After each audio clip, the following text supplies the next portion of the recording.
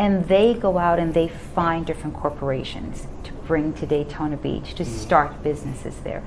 I think they're a great avenue. They have the ability to reach and bring mega corporations here that will allow the young people to stay. But here's the question: transitional life cycle, right? Do people really stay here when they graduate? And that's the challenge, yeah. Right? So we're actually getting young people who are coming here from other places. It's their transition from, let's say, Indiana. That's who we're getting. Yeah. And the people who are here naturally are going to want to do what? Leave home. They're supposed to do that. But we're also attracting the families from other cities here. Yeah. So it's a bit of an exchange, right? We're not always losing, we're gaining as well. And so if their life experience, their day-to-day, they have a nice apartment, right? We're building apartments on Beach Street area. We're building affordable apartments as well, which we can talk about affordability. We're building. We're trying to bring these products here, mixed-use houses, right? Market rate, some not market rate, all over the city. We need to be able to provide that. And that is a huge challenge, not just in Daytona Beach. I was just in a meeting with about 12 to 15 other elected officials from across Florida. We were dealing with affordable housing issues. And it's a challenge for everybody. But we're ahead, meaning we're actually doing quite a bit right now to entice people to stay. I mean, wouldn't you like to stay someplace that you're thinking, I can actually save some money? Absolutely. Daytona Beach has that. As long as you like the outdoors, right? So if you like parks, if you like the ocean, if you like a little bit of serenity, and then when the people leave from the events, you have calm and quiet, it's a nice mix. And it's not in a big city, it's in a smaller environment. So it's kind of interesting. You get to choose what you want to engage in. Right. And you have quiet time. If this was a big city that was 24 hours all year long, for many people that would be very stressful. Oh, absolutely. So we get breaks. Yep. Now, as a therapist, you deal with people's moods. I mean that in a nice way. My favorite topic. you deal with moods. So what would you say is the current mood of Daytona Beach? Where are we as a city?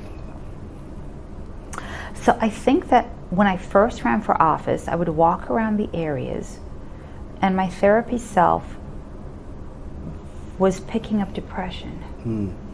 And I was trying to put my finger on what is the depression about. I would speak to different people all over.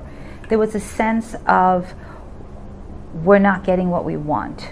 We want certain things, but we're not getting what we want. For some people, it was just a sense of, and when you ask people, generally, say to somebody, what do you want? They can't tell you. But if you ask them, what don't you like? They can tell you. But to build a vision for a city, we have to have an idea of what we actually want to accomplish. So I think that what's happened over the past 2 years would be that we're doing things that are extremely visible. So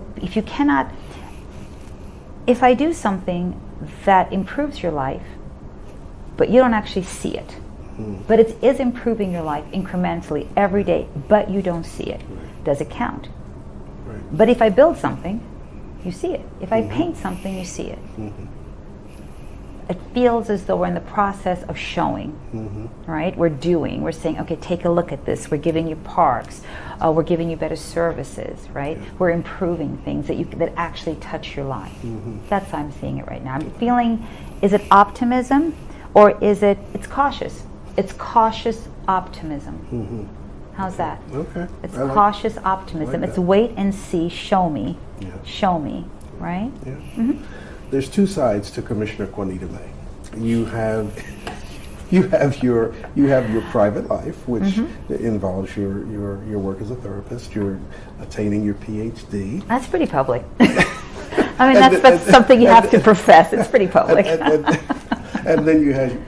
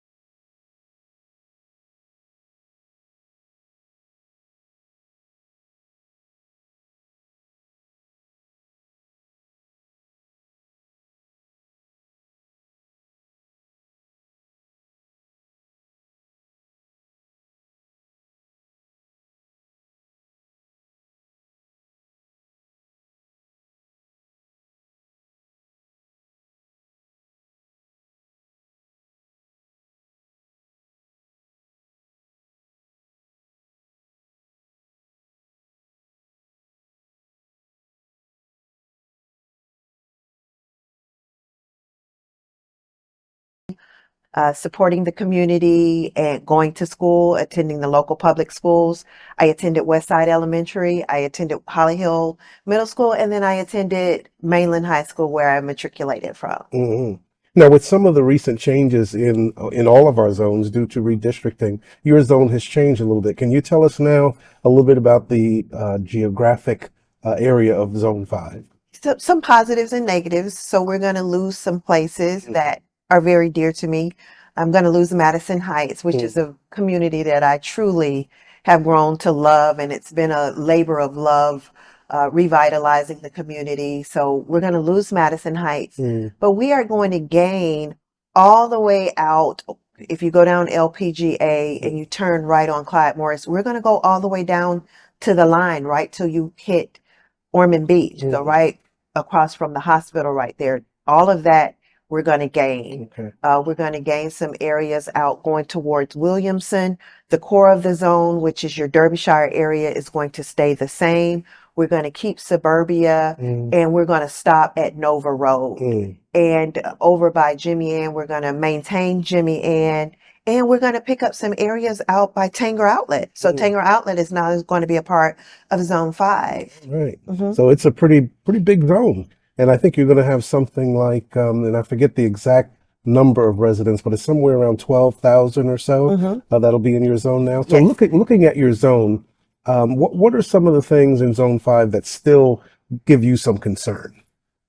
Definitely growing pains. So we're having some growing pains. And then we're having some issues where Zone 5 is a homeowners zone. So there's not a lot of area to put actual businesses here in Zone 5.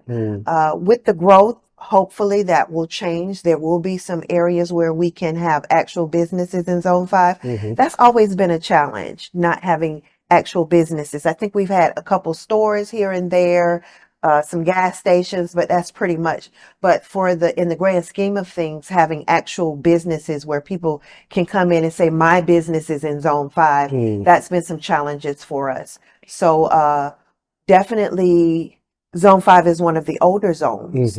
Now, when I grew up here in Zone 5, we were considered the Beverly Hills zone. So we were the suburbs.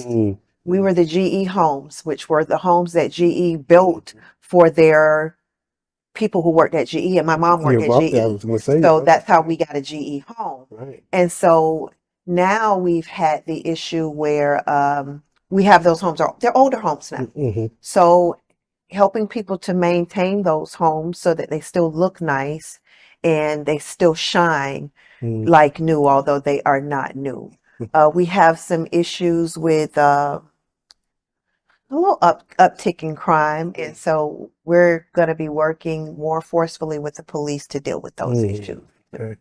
And so let's flip from the concerns that you had about Zone 5 to some of the positives. What has made you most proud to have been representing Zone 5 so far? Absolutely. Just could not be prouder of this zone, considering you go from here watching this zone to a full-grown adult watching this zone. So in the core of the zone, almost every street was paved. Something that has not happened in decades. So extremely proud of that. Extremely proud of the growth in our schools. We have two elementary schools here, and they're growing tremendously. They're working hard. Their grades are improving. They've got great leadership, and being able to go in with the schools and partner with the schools, because strong schools build strong communities. So before, we didn't have as much of a relationship with our schools. It was kind of, the schools are county, so that's not our business. We don't put our nose in that. Now we know that the city has to be just as invested in the schools, because when people come to live in the community, they choose what school. That's based upon what the grade of the school is, how well the school performs. And so it is the number one deciding factor of whether a person or a family will come and move into that zone. So investing in schools, I bought book vending machines for both of the elementary schools, so the children are going to have more access to free books, and they'll be able to have access to books in a creative way. So those are two things that we're very, very proud of within the zone, as well as making sure that we work with the police department to ensure that the elderly people are taken care of in the Mhm. community. So this year we did ring cameras. So elderly, and actually we changed it, and all people were able to come and get a free ring camera that helps the police, because the police can tap into the ring cameras to see where the crime is, possibly help solve crimes. People who maybe not so much be able to afford a ring camera Mm. were afforded a free ring camera. So the ring program was a wonderful thing that we brought to Zone 5 Mm. this particular year, as well as our youth sports. Zone 5 is the biggest place for sports. And we probably should tell the watchers and viewers that we're sitting in the Yvonne Scarlett Golden Center, which is in your zone, and it's a beautiful setting. How has this center kind of impacted both the youth and the seniors? So the Senior Oasis group meets here as well. Total game changer. Yeah, yeah. Total game changer, because we were able to have our senior citizens come every Thursday. Yeah. They get a nice hot meal. Yeah. They get to play their games and bingo. Mhm. They get to interact with other people in the community, so they get to stay engaged, keep their mind healthy, keep their minds active. And then during the daytime, they can come back and they have special events for them during the daytime. Mm. And then we have our children who are able to utilize the center because we use it for our basketball program. Mhm. So we're keeping them off the streets. We're keeping them heavily under the eye of people who want what's best for them, and they're able to be protected because they're here Mhm. with our wonderful staff who does a wonderful job with ensuring the children have a nice, safe place to go and be active, be engaged, be challenged. We use it in the summertime where parents are working. The children can come in the summertime and